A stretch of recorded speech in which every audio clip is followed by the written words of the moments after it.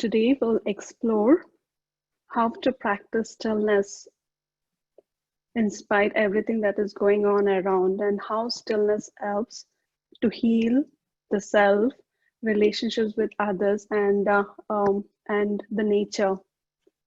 So before we start the meditation, before we start the presentation, and at the end of the presentation, we will have a few minutes of meditation, and also at the end of the presentation, we'll have a short quiz to make it a little interactive. So what you can respond, you can send your answers in the chat box to the question at the end. And also if you have any questions, please hold on to the questions, and at the end of the session, we will take a few questions and we will answer them. So before we start, let's have a few moments of reflection. If possible, please take a seat.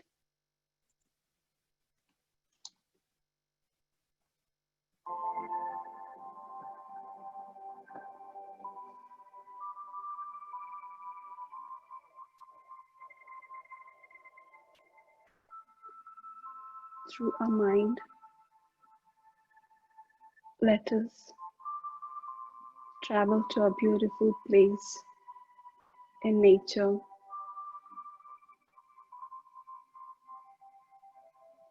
The calm waters, gentle breeze, those majestic mountains, free birds soaring in the blue sky. Everything is soothing my soul. I allow myself to admire the beauty in nature and beauty that is within me.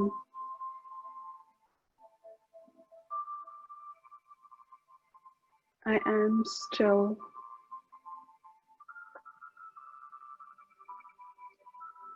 The stillness is healing me. Here, there is no day-to-day drama and hurry. I am in harmony with nature. I am absorbing the calm energy from the nature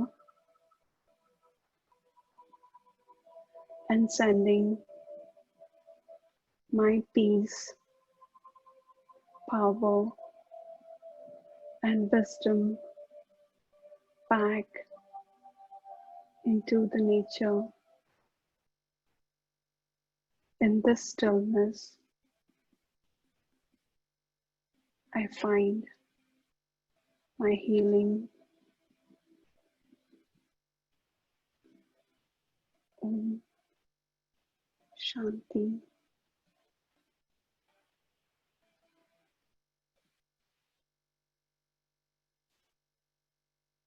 So to understand the importance of balance, out of 5 elements in nature, if even one goes out of balance, there is a lot of disturbance, right? So when there is disturbance in earth, we call it earthquake.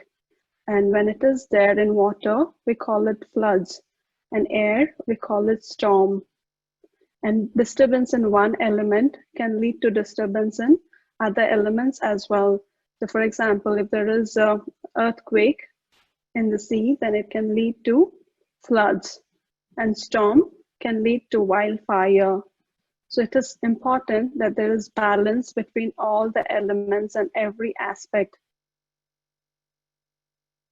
Even in life, there's so many different aspects and different areas, and it is very important that we create balance between all the aspects so that life goes smoothly.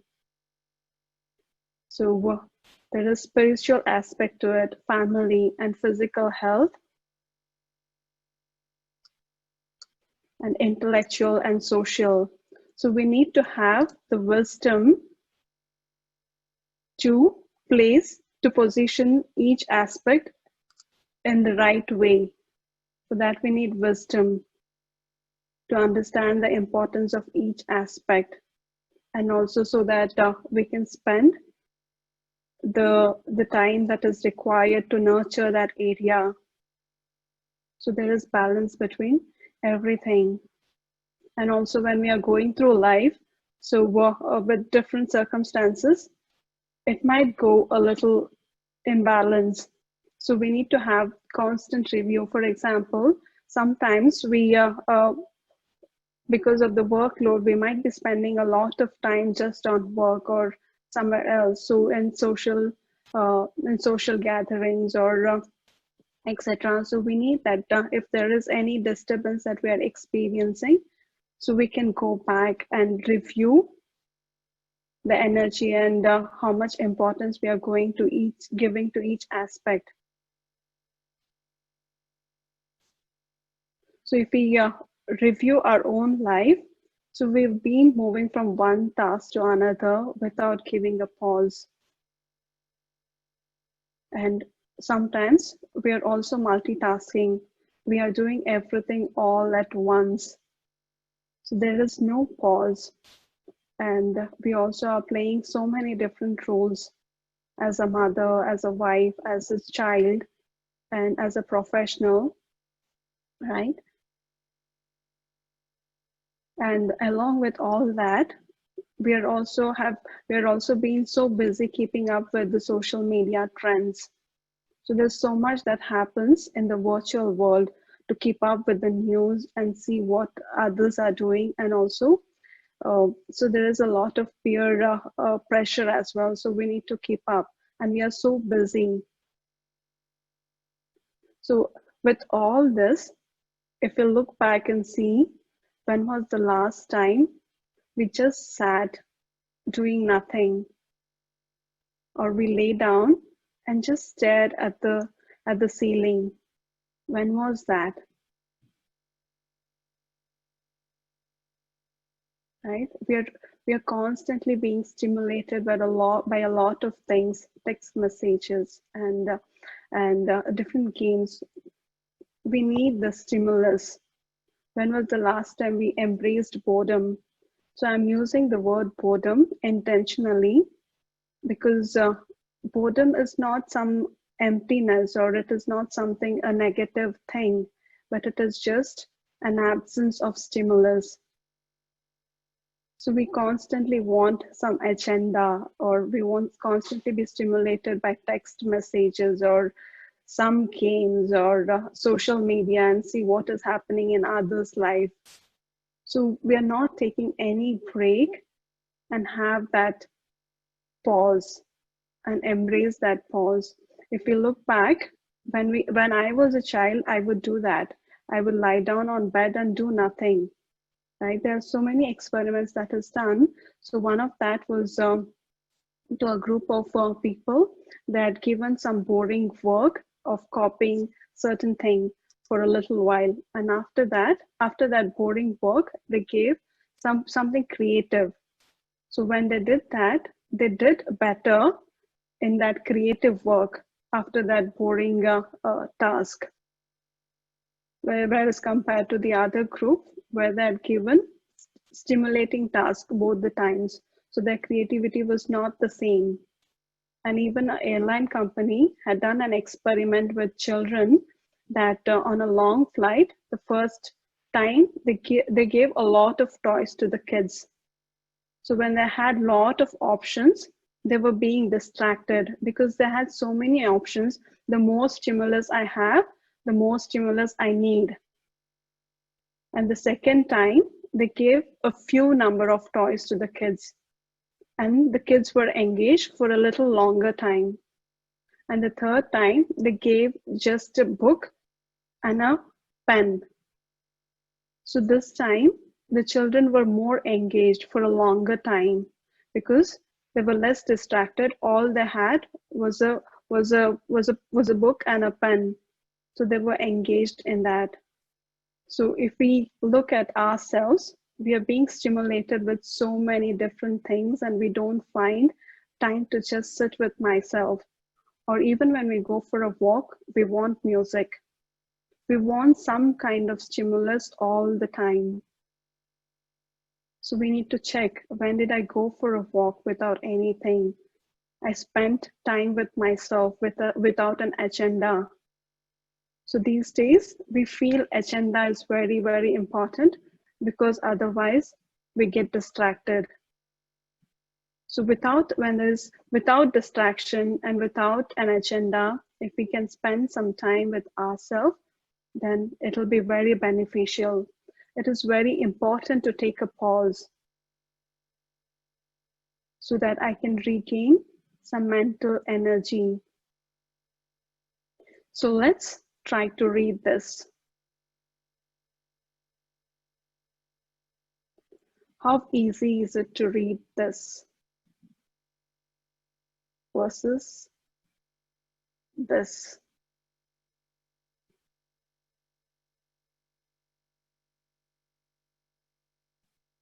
So this is much easier to read, isn't it?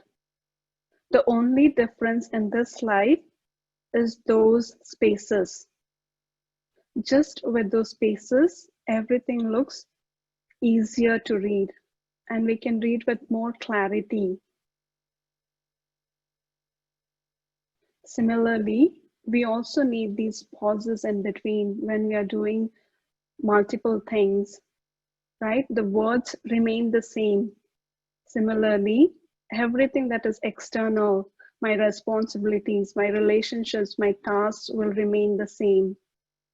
But just with the space, I will get a different perspective towards everything and I regain my mental strength so that I can focus on the next thing better. So we need to check what is occupying these spaces. We need to reflect back and see what we can remove and what we can declutter so that I get these spaces even in life, right? Everything that is external will still remain the same. If we look back 20, 25 years back, so our parents and our older generation had everything. They in fact had more relationships, extended family together, and they had more tasks to do, but they were not distracted with everything that is there now. They did a lot more than we did. They actually spent a lot more time with children and with other relationships, and even with work. They had quality time at work when they did. So we need to check what is it different that is now. So those spaces, those stillnesses seem to be occupied with something else. So the stillness is very important to make our life more meaningful.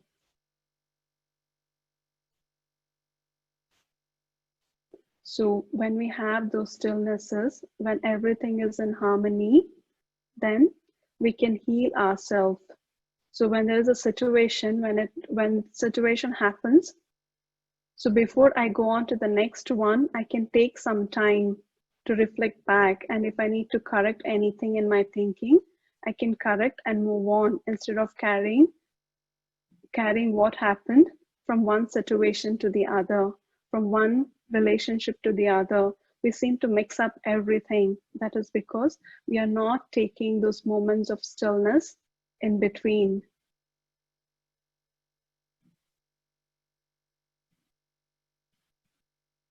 So how to achieve harmony within ourselves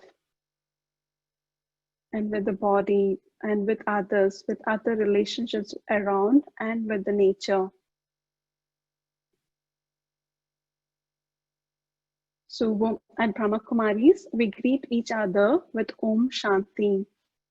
One meaning of Om Shanti is, I, the soul, am peaceful. So it is a reminder to myself. I'm taking a moment and reminding myself that peace is within me, or I am peace, and I'm acknowledging the other person that I'm meeting is also a peaceful being. And the other meaning is AUM, action, utterance, and mind. So there has to be alignment between what I think, what I speak, and my action. So when there is this alignment, then there is peace. There has to be harmony between these three things. So there is peace within. If I'm thinking something and if I have to say something else, I need to do a lot more work because I need to see, I'm thinking something and I need to say something else. So there's that extra work that I need to do. So when it comes to action, so it adds more to it. So it takes away the stillness or harmony between the three. So when we recognize and when we identify ourselves as a soul, once we understand that, and the soul is beyond gender. Just because I've taken a female body, it doesn't mean that I will not have masculine qualities. Soul has both feminine and masculine qualities. So there has to be balance between the both. So some of the masculine qualities are being logical, decisiveness, direction, protection, and stability. So before in leadership, leadership coaches or in leadership, it was taught that a good leader is somebody who makes tough decisions or who can give directions to others. But now things are changing. So they are saying that there has to be those feminine qualities to leadership as well. It is very important to have nurturing and compassionate nature within the leader, and only then they make a good leader. Right? There is a new book called Leaders Eat Last. So I was wondering, so there's so much that talk that has been going on, how important to have both masculine and feminine qualities in a leader or in any person, right? So one has to make those tough decisions and also need to have compassion and patience towards everyone. Somebody who is the one who eats last at home, that is mother, right? The mother is somebody who keeps everybody before themselves. So being a leader has to be both. There has to be balance between both masculine and feminine quality. So when we don't have that, that is where we look for outside, when there is that imbalance. So this happens only when we recognize ourselves as a soul, not the body. And how to have harmony with others. It also comes when I look at myself as a soul and others also as souls. So because I've taken birth in a Hindu family or in an Indian family, I'm Indian or following Hindu religion. But if I had to be born somewhere else, everything would be different. So all that race, religion, and country belongs to this body. But I, the soul, is beyond all this. So are the other souls. So we, the souls, are one big family belonging to one home, to one parent. So when I look at everybody as a family, then I can easily bring harmony with that vision. Since our journey, each one of our journey is different or unique, we are all unique. But if you look at the core of each one of us, we're all the same. How do we know, right? We all are looking for the same thing. We want to go back and experience in peace, love, and happiness. So that is the same among all of us. A few things which are same is our home. We belong to the same home, but our journey is different. Our experiences are different. So our original qualities are the same. The soul's original qualities are peace, love, knowledge, bliss, purity. So we all have those qualities. But since our journeys were different and experiences were different, we all acquire different beliefs based on our journey. And why we do what we do is the same. No matter what we are doing and how we are doing, why we are doing is the same, that we all want to experience and go back to that place and experience our original qualities. We want to experience peace and love, but how we want to achieve it might be different. So we are all the same. We are just taking different approaches.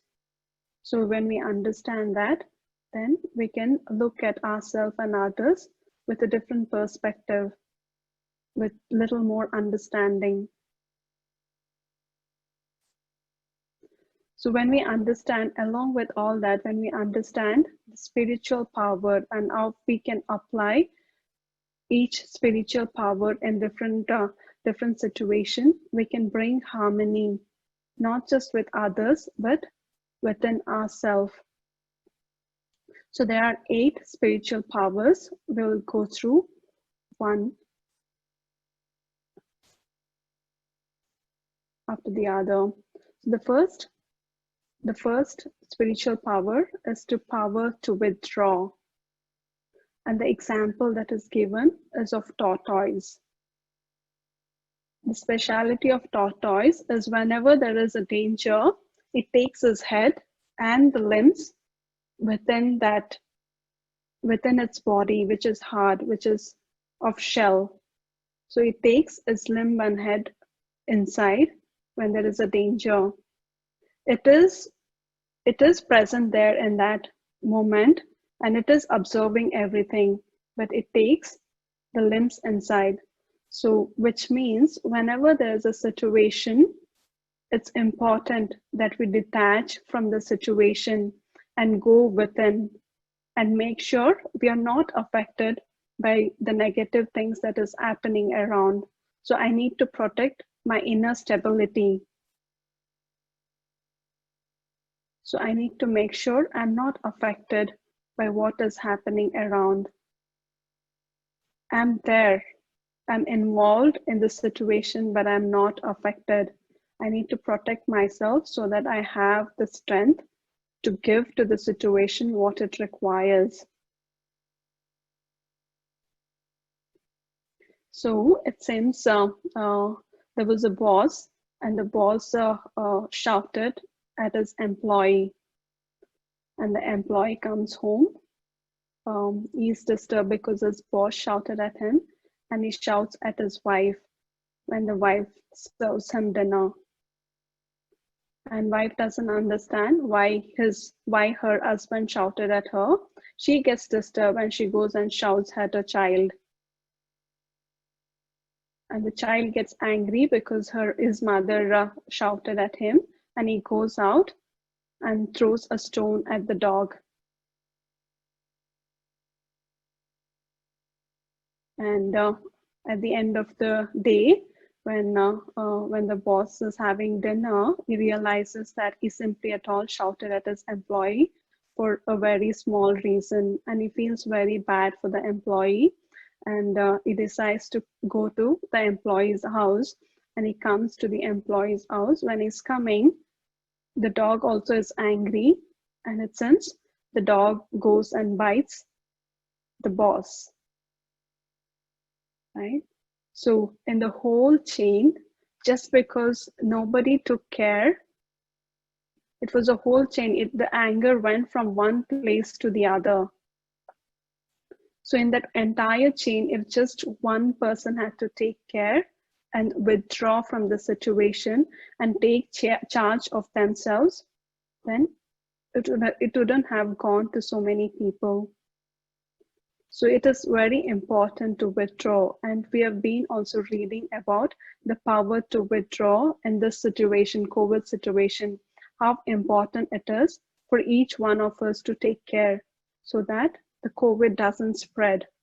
So it is not just COVID. So we do it more consciously for things like COVID, but it is not just that. This emotional infections, we also need to take care of that. We need to be the people. I need to be the person who withdraws and doesn't get affected so that I can break the chain. So one thing that I can practice to increase power to withdraw is a reminder that I am a soul. I am an actor and I don't have to be attached to the role that I'm playing on this world stage. So that I don't allow the situation to affect me. It's just a role, and the actor is different from the role. And the next power is power to pack up. And the example is we packing up for any travel. So when we are traveling, we always take care that we pack light, right? When we are packing light, we are very flexible. We can go anywhere, anytime, right? It is important to make our journey joyful that we are packing light, right? So, but when situation happens, do we get into the details, or do we drop the details very soon? Say, for example, if I had a fight with my husband this morning, say I had a fight with my husband today morning, and I didn't pack it up. I didn't resolve it with him, nor did I resolve that within my head, and I didn't pack it up. So when I don't pack it up, it's still there, and it has to spill out, right? I have to share it to somebody because it is bothering in my head. Say, I call my mom. I would call somebody who would agree with me, who would sympathize with me, right? I wouldn't call somebody who doesn't agree, or somebody who says that I am wrong. I would pick up and call somebody who will say that I am right. So my mother could be one person who might do that, and I call that my mother. And when I'm sharing with my mom, instead of resolving, she might add a few more things to it. I'd always told you that, he's not the right person to marry. Not just him, and his parents are like this and like that, right? Or if I call my best friend, she might tell, all men are like this, right? I'm not saying what they're sharing is not the fact. There is no truth there. It is not that. But the problem is they're adding more things to what I have. They're not helping me to resolve and pack up that situation. It is also not that when something is bothering, I should not be sharing with others. I definitely should be. But the one that I share with should be the one who will help me to pack up things. Right? So whenever we are sharing our problems, we need to check with whom we are sharing. Is it a person who can help me to pack up my problem and give me solution, or add more things to what I have? So it's important that we check before we do that. And also, after the situation, it is not that we don't carry anything and we just move on. It is not that. So whenever we are going in life, it's very important to have tools, right? So life is easier with tools. So it's important that we pick up our learnings from the situation so that I can use that learning if I face similar situation later. So I need to pick up the right things, my learnings, and those are tools for my life. So I also need to take care that I'm picking up that are useful. And also, it is important that we sit with ourselves and in meditation and declutter our past, something that is not serving us. So there are a lot of things and a lot of impressions that has happened before we have this knowledge. So it's important I sit and declutter every now and then, so that I lighten my package a little by little.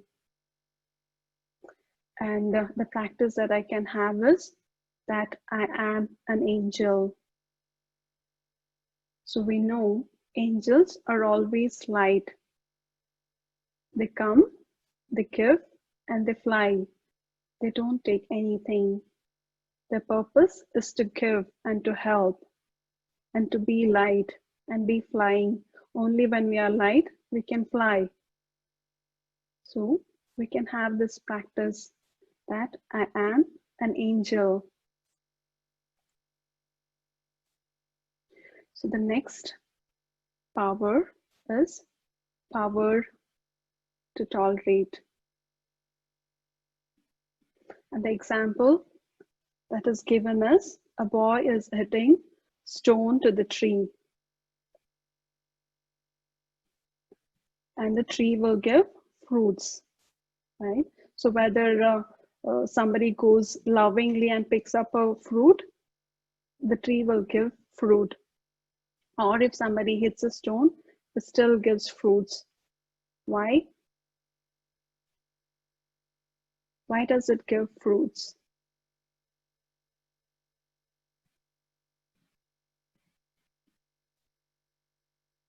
In spite of others' behavior,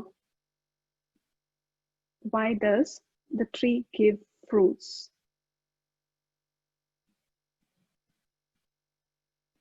Because all that the tree has is fruits.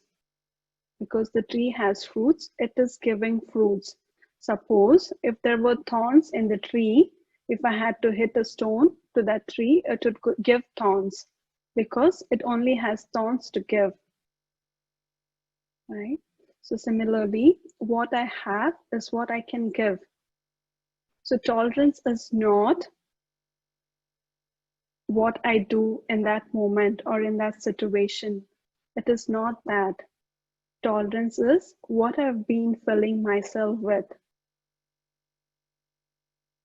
Say, suppose somebody comes and insults me, right? So I have filled myself with a lot of sorrow, and all I have is sorrow.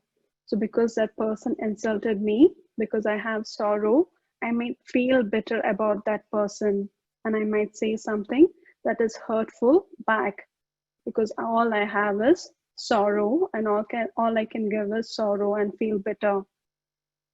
But if I have happiness and if I have love, then when I see somebody insulting me, I can see that soul must be feeling so low about himself that he needs to put me down to feel better about himself. I can see that clearly. So when I can see the need of that soul, and I can have mercy towards that soul, and I can give love and good wishes. So tolerance is very less to do with what I do in the situation, but it is a constant process to check what I've been filling myself with. So Kusum Didi at the center, she always gives this example, which I like a lot. So she says, if somebody gives you something stinky, right, immediately we go and put in the dustbin. We don't sit with that around smelling, right? So we need to check what we are filling ourselves with. And the situation that comes is just a trigger.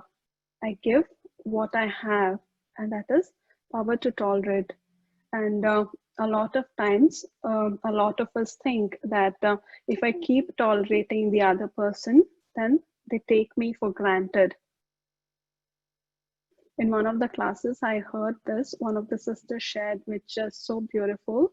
And the sister told that I'm waiting for that day. I'm waiting for that day when everybody takes me for granted. So, what means, what does it mean that everybody takes me for granted?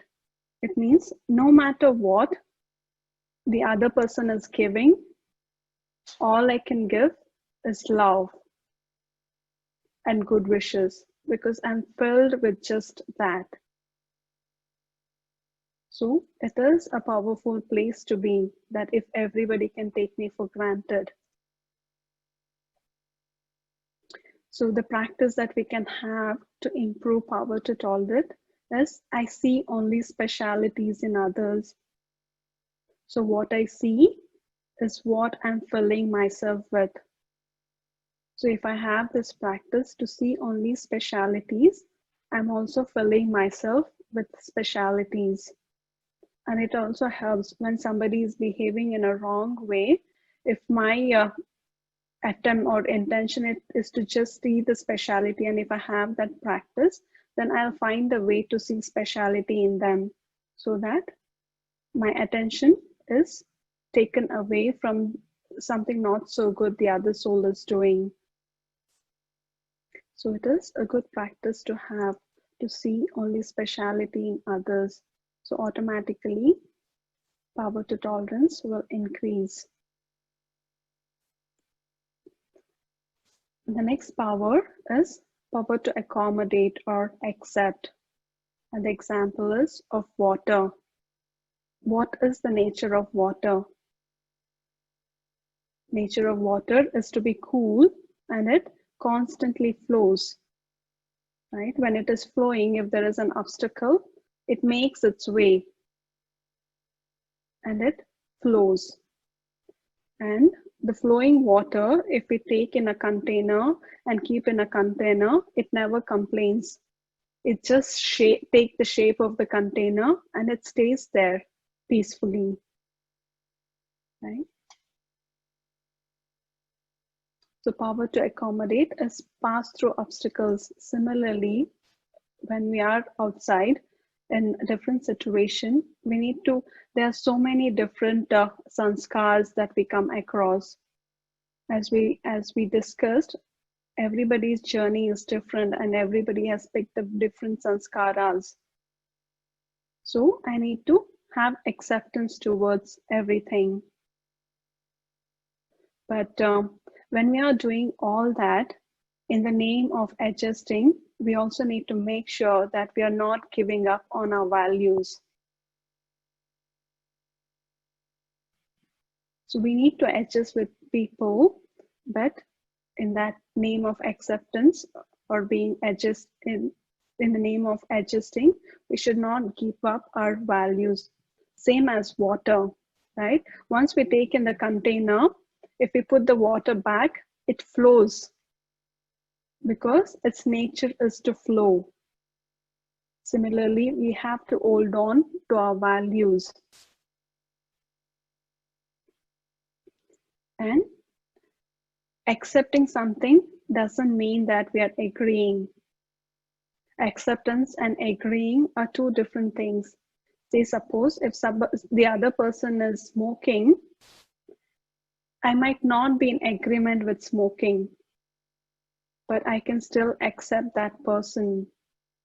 What acceptance means is just that what the other person does doesn't affect my state of being. I still don't agree with the other person smoking, but I still can accept that person. Right? So it is very important if we are living with somebody to have acceptance. Only then can we help them to get over it. For example, if children are watching a lot of TV, I should not create disturbance in me because they are watching TV. I need to remove that. I need to accept and remove that disturbance. And then if I go and tell, they will be more open to listen to me, because I'm just going and telling and reminding them because for their own good, not because it is disturbing me. So acceptance is different from agreement.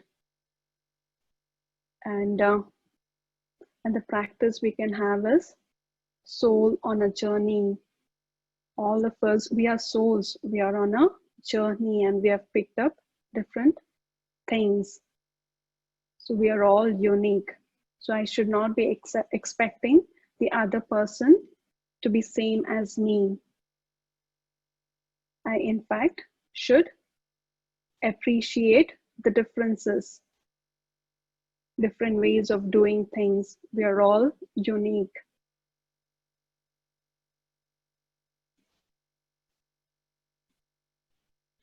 Say, to understand the power of acceptance. So say somebody comes and hurts me. If I accept that, then it is called forgiveness. If I don't accept the other person's hurtful behavior, then I create hatredness, which is an unpleasant feeling.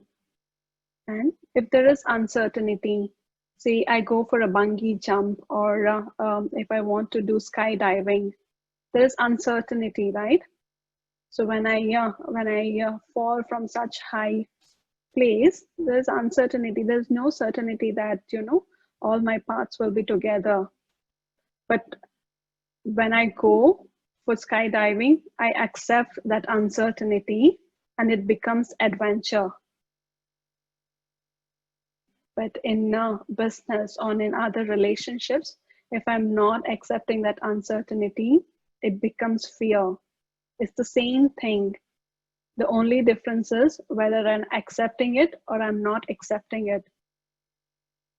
And when the other person becomes successful, if I accept the other person's success, then it becomes inspiration.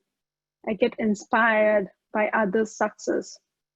But if I don't accept their success, then it becomes jealousy. Right? So just acceptance or non-acceptance makes so much difference. So there is one brother, elderly brother at the center. Whenever I meet him, it tells just two things. I'm 93 years young and I accept everything happily. And acceptance is very powerful. It helps us to be happy always.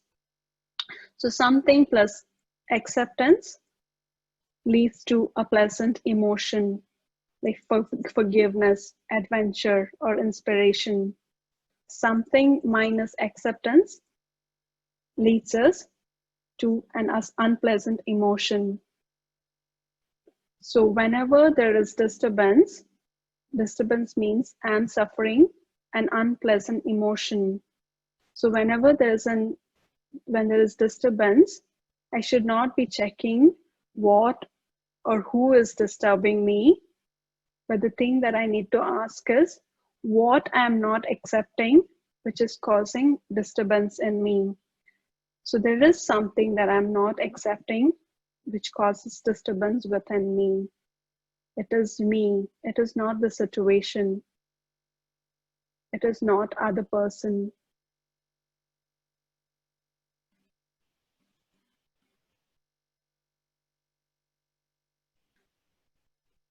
So the next power is power to discern. So the example is of a jeweler. The jeweler analyzing each stone. He needs to get into the details of the stone and what kind of stone and where it has to be placed, right? And the shape of it, where it can fit well. He has to discern everything. He has to look at every detail. So that is power to discern, to understand the pros and cons of the options that I have. So that is power to discern. And I need to see things with clarity. And the practice we need to have is see. One practice that we have at BRAHMAKUMARIS is see but do not see. For example, I'm leading a team and I have an important responsibility that I need to delegate. So as a lead, I need to look at everybody's strengths and shortcomings, right? I need to look into it, who is capable of finishing that task on time. For that, I need to see the other people's strengths and shortcomings so that I can assign it to the right person. So I need to see, but I should not register that within myself and should not register other person's shortcomings in me. I'm seeing, but I'm not seeing. So even with myself, I need to see my own shortcomings so that I can work on it. But I should not identify myself with those shortcomings. So it's a very important practice that we need to have. See, but do not see. To have discernment. And the next power is power to judge. Power to judge is, I need to weigh in all my options and make a decision and take the right course of action, right? So I need to see the pros and cons of each decision and take that. And power to judge, it is not to judge the other person or label the other person. And once we make a decision, we need to own our decision. So a lot of times what happens when we make a decision now, so it might turn out or look like a bad decision later, but I need to own my decision. I cannot blame somebody else for the decision I took. I need to have acceptance towards my own decision. That was the best decision I could take with all the information that I had at that time. Things have turned out differently, but it is okay and I need to own it, right? And the practice that I can have is, I am a Trikaldarshi. Means I am a knower of three aspects of time. And the three aspects of time are past, present, and future. So for example, if I have a bad health, I need to see why I'm having a bad health. Maybe because of a bad lifestyle that I had in the past. I should not just be stuck there and feel guilty and be there, right? I need to also see what I should do now so that I'll have better health tomorrow. So I need to combine these three aspects while making a decision. So then it'll be the right decision. So even if one aspect is missing, then it might be not such a accurate decision. So this practice, I am knower of three aspects of time, is a good practice to improve power to judge.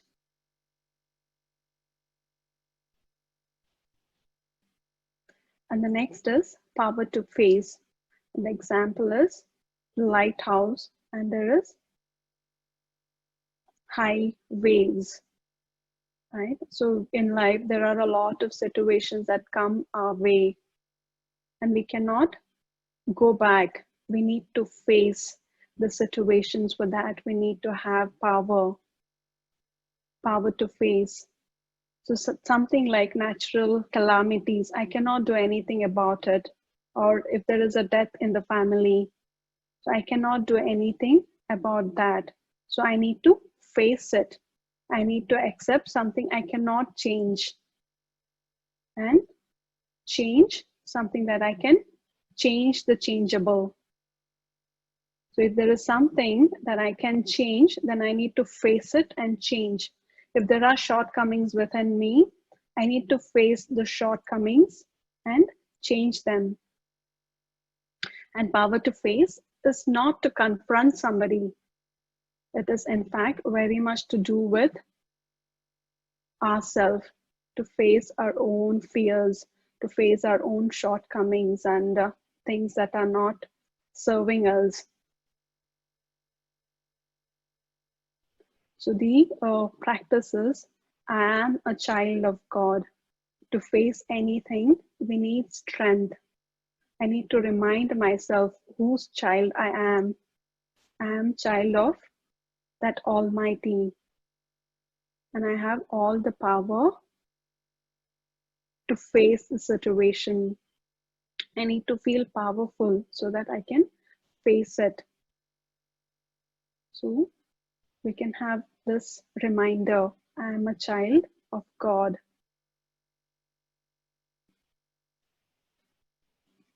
So the last power is power to cooperate.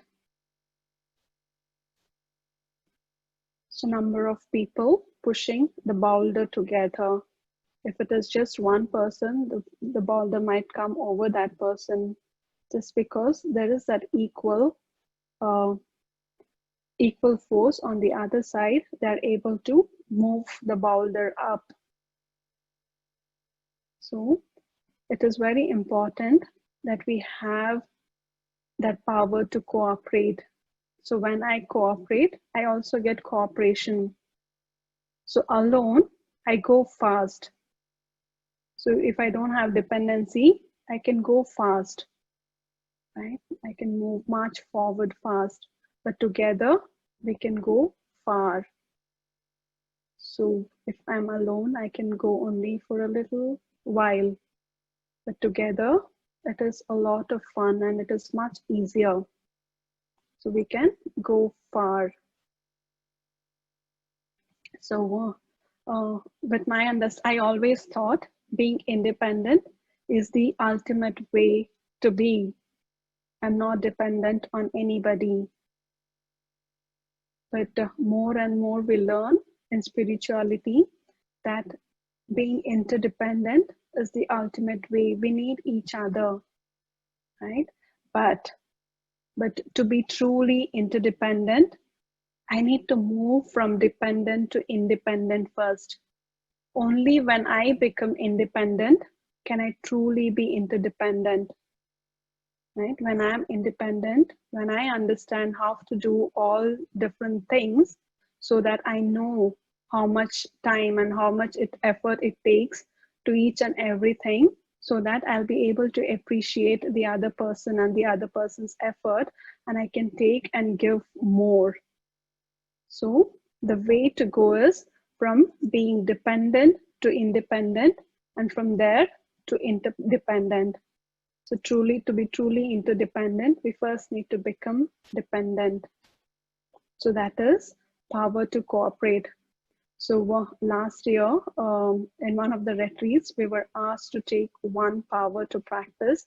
And so when I reflected back, I thought I should take power to cooperate, because at work, I thought just because I was practicing this, what I think is what I should speak. If somebody had to ask me if you can finish something, I would, if I had to think that I cannot finish it, I would just say no, it cannot be done because there are other things. But when I was reflecting on that day, I felt I should practice this power to cooperate. So I practiced for a little while, and I learned two important things. One is, I'm not as bad as I think in this power. I do cooperate with people. I realized that was my first learning.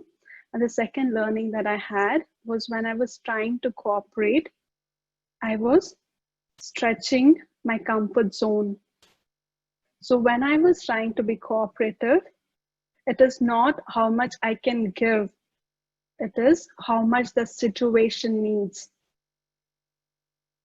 So if the situation needs much more than I can give, I'm stretching myself a little by little.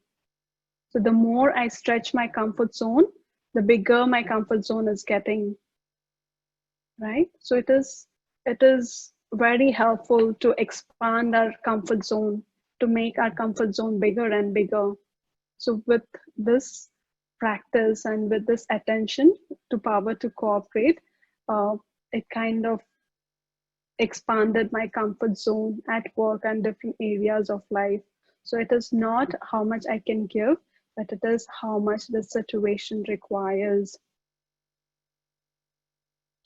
So the affirmation that we can have for power to cooperate is, I am a world mother.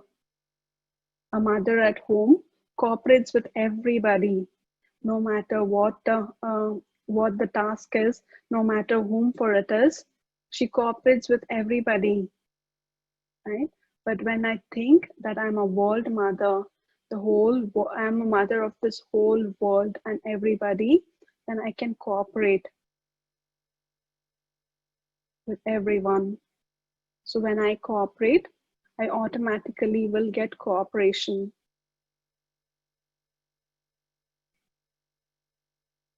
So I was mentioning about that we will have a quiz. So if you can type your answer to this question in the chat window so that I can read it out. So all the wisdom that we require is within us. We just need to tap into it. So these are all the powers that we discussed, the 8 powers. And say there's a situation that somebody came and criticized me, and that is the situation. Say, for example, somebody came up and criticized the presentation that is happening today, and that is the situation. And the question is, which of the following powers should I use when somebody criticizes me?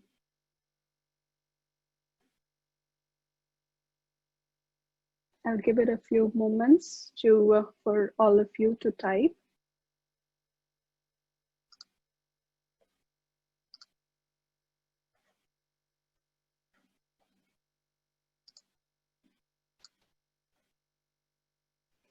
So somebody says power to tolerate. Swati says power to face. Power to face. Accommodate or accept.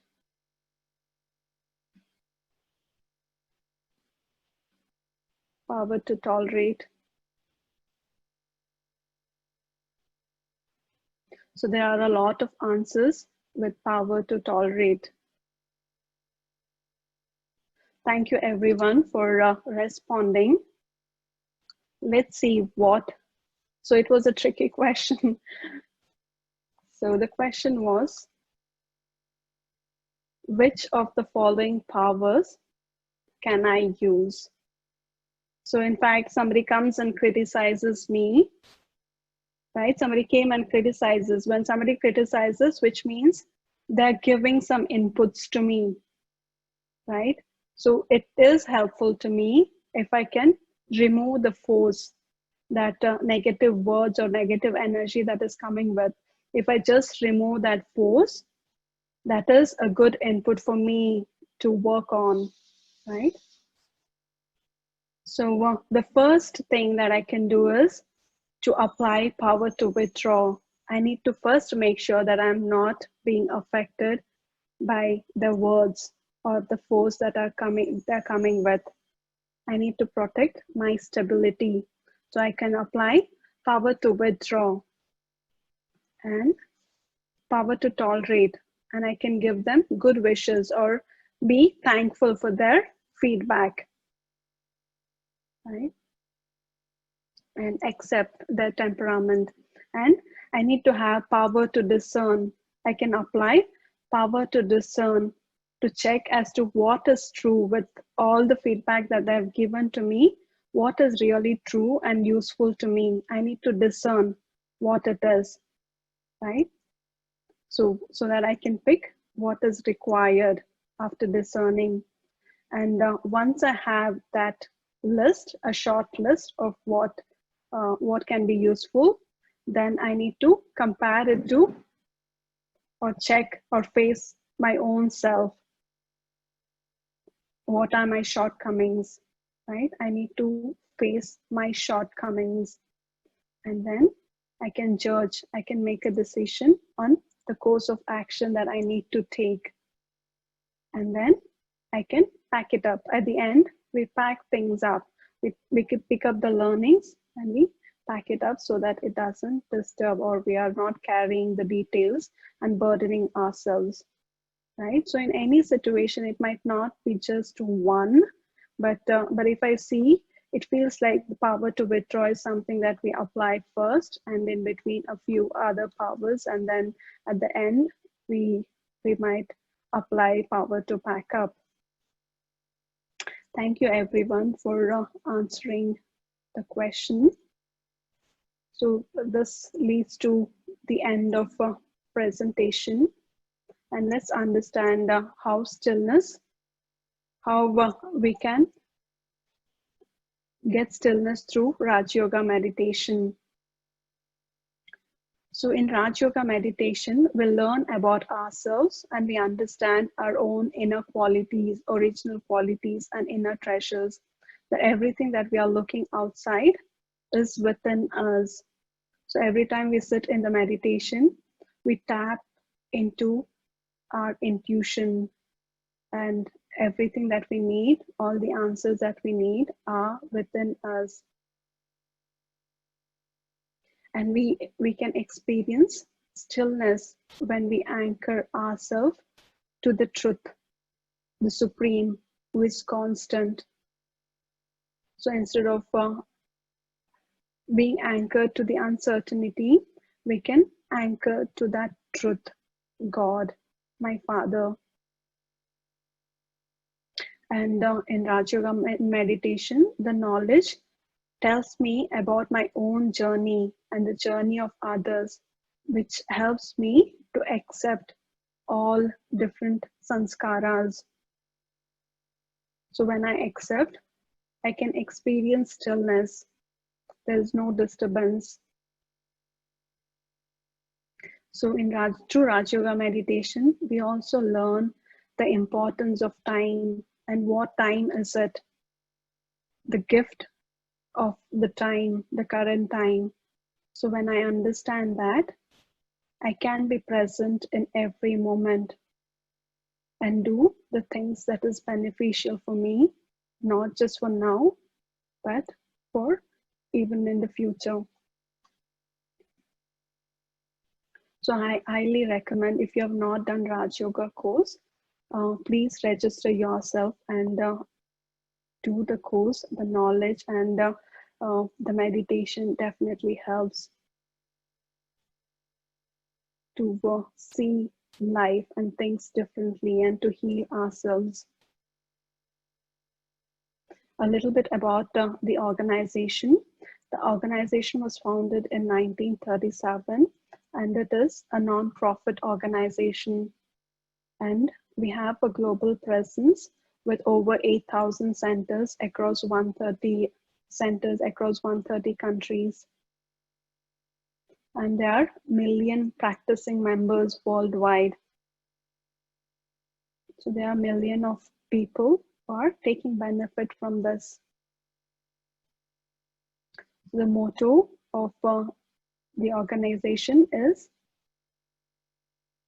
world transformation through self-transformation, and to share knowledge that enables self-transformation and in turn world renewal, and to cultivate deep collective consciousness of peace and dignity of each being, and help individuals to transform their perspective of the world from material to spiritual, from something uncertain to certain.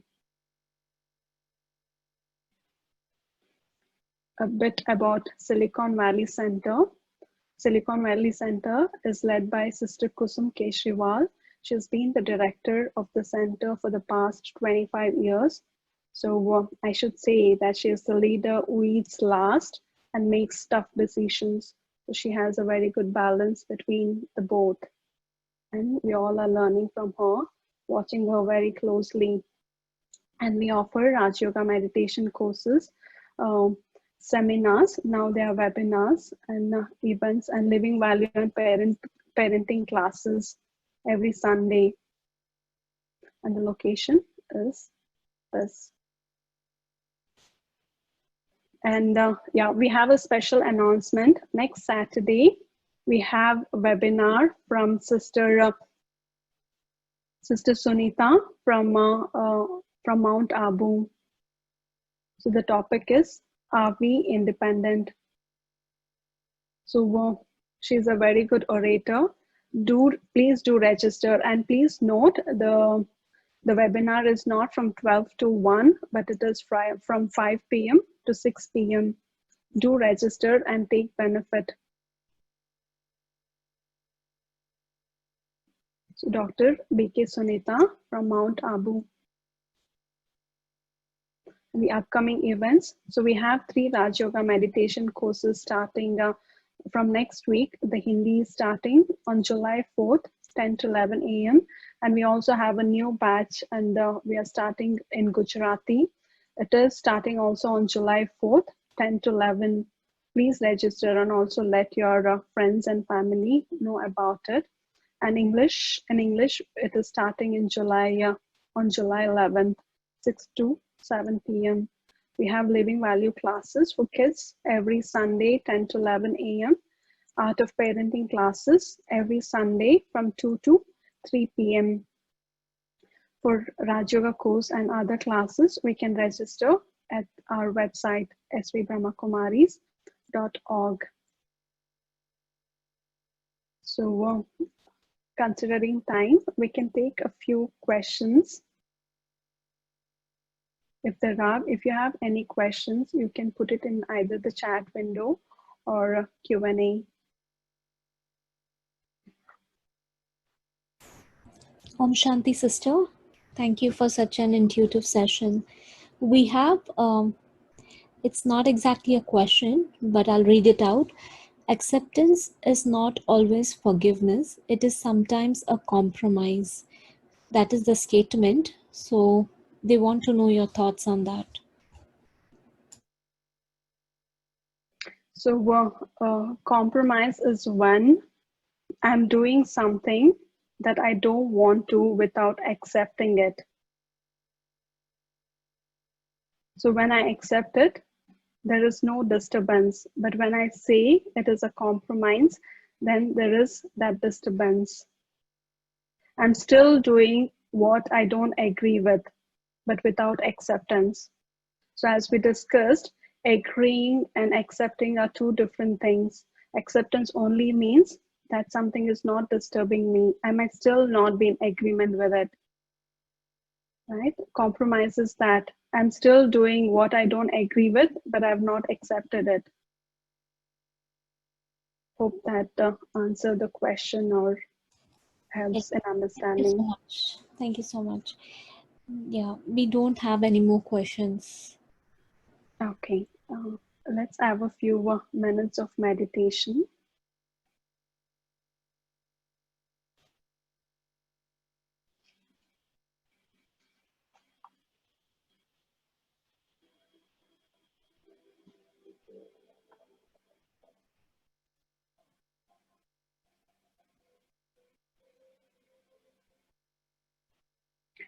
When one is very, very silent, you can hear the drop of water.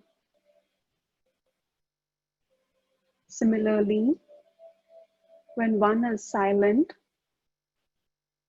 you can hear the voice of your own heart. Some call it intuition. Some call it conscience. But it is the intelligence that is stuck deep within each of us, which is there to guide us to a place of benevolence and goodness of the soul.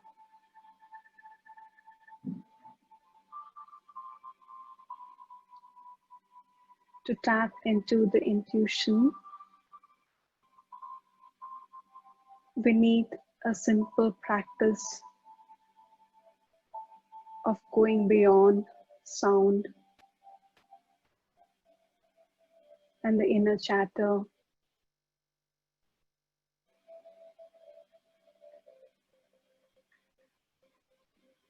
When I go to a place of silence,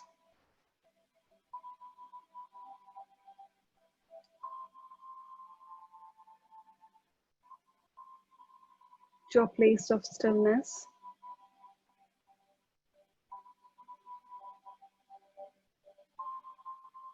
I can access this intelligence. Om Shanti.